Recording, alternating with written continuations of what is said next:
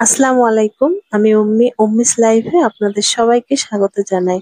আজকে আমি আপনাদেরকে বানিয়ে দেখাবো স্প্রিং রোল রেপার কিভাবে তৈরি করা হয়। আমরা যে চিকেন স্প্রিং রোলটা খাই সেটার উপরে যে রুটি দিয়ে লেয়ারটা দেয়া হয়, আমি সেটাই আজকে বানিয়ে দেখাবো। এই রুটিটা দিয়ে কিন্তু vegetable spring roll, chicken spring roll, samosa এই সবই বানাতে পারবেন। আমি এখানে 1 কাপ ময়দা নিয়ে নিয়েছি।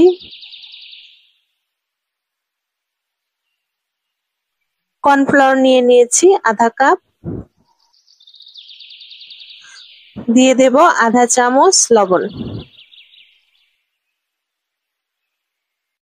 এখন এটাকে অল্প অল্প করে পানি দিয়ে মিক্স করে আস্তে আস্তে ভালো করে গুলে নেব।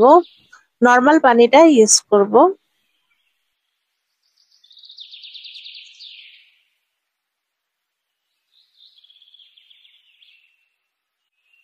ময়দা আর কর্নফ্লাওয়ারটা আমি ভালো করে মেখে নিয়েছি।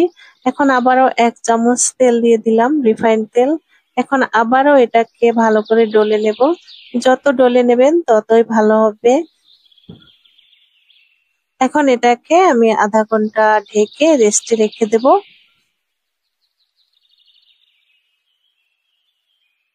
এটা কিন্তু রুটি বানানোর জন্য একদম রেডি হয়ে গেছে। এখন আমি একটা একটা করে রুটি বানিয়ে নেব। এখানে আমি 4টা বলের মতো ভাগ করে নিয়েছি। এখন এগুলো দিয়ে আমি রুটি বানাবো। এখানে আমি আটা নিয়ে নিলাম।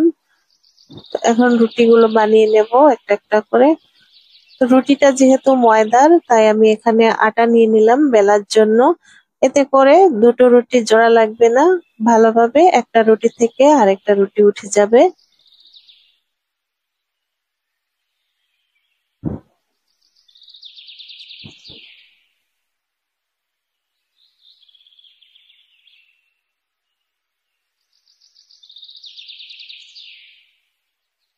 একটা রুটি বানিয়ে রেখে দিলাম। এখন আরেকটা রুটি বানিয়ে নেব। এই রুটিটাতে এখন আবারও আমি আটা দিয়ে দিলাম মাঝখানে। আর অল্প দিয়ে দিলাম রিফাইন্ড তেল। এতে করে রুটিটা লেগে যাবে না।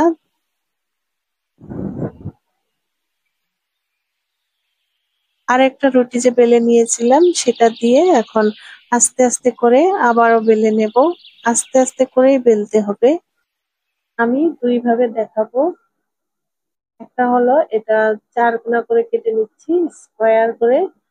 আর চাইলে আপনারা গোলও রাখতে পারেন।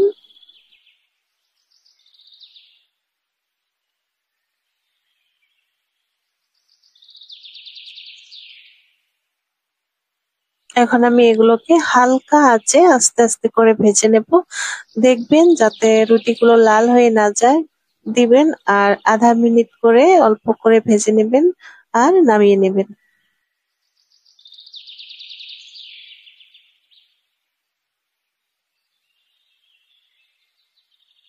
এখন আবারও আমি গোল করে বানিয়ে নিচ্ছি। আপনারা চাইলে গোলও করতে পারেন, যেমন ইচ্ছা ওরকমই বানিয়ে নিতে পারেন, কোনো অসুবিধা নেই। পাতলা পাতলা করে বানিয়ে নিলেই হয়ে যাবে।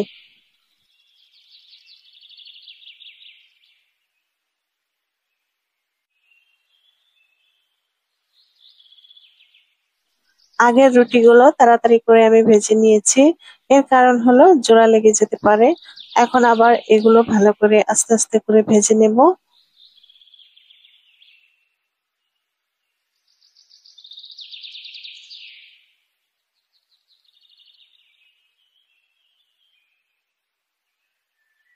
রেডি হয়ে গেল আমাদের স্প্রিং রোল র্যাপার।